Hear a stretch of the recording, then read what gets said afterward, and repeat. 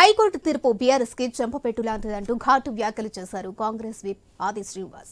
అనర్హత పైన సర్వాధికారులు స్పీకర్కు ఉంటాయని కోర్టు తెలిపించిందన్నారు. ఇక అధికారం పోయిన తర్వాత రాజ్యాంగం న్యాయస్థానాలు గుర్తుకు వచ్చాయా అని ప్రశ్నించారు. ప్రతిపక్ష పార్టీకి చెందిన ఎమ్మెల్యేలను కేబినెట్ లో చేర్చుకుని నైతిక విలువలను కాళేశ్వరంలో కలిపారంటూ పార్టీలను విలీనం చేసుకుని రాజ్యాంగాన్ని ఖూనీ చేశారంటూ మండిపడ్డారు. ఇక భవిష్యత్తులో బీఆర్ఎస్ ఖాళీ కావడం ఖాయమని, ఇక 5-6 తప్ప మిగిలిన ఎమ్మెల్యేలు ఆ పార్టీలో ఉండరని జోసెఫ్ చెప్పారు. ఎమ్మెల్యేల అనర్హత పైన ఈ నేడు ఇచ్చినటువంటి తీర్పు బీఆర్ఎస్ పార్టీకి చెంప చెల్లుమణేలా వచ్చిన తీర్పుగా మేము భావిస్తున్నాం. స్పీకర్ గారికి ఉన్నటువంటి విశేష అధికారాలు మేము మొదటి నుంచి చెప్తున్నాం. అసలు అనర్హత పిటిషన్లు ఇంకా స్పీకర్ దగ్గరికి చేరుకోలేవు.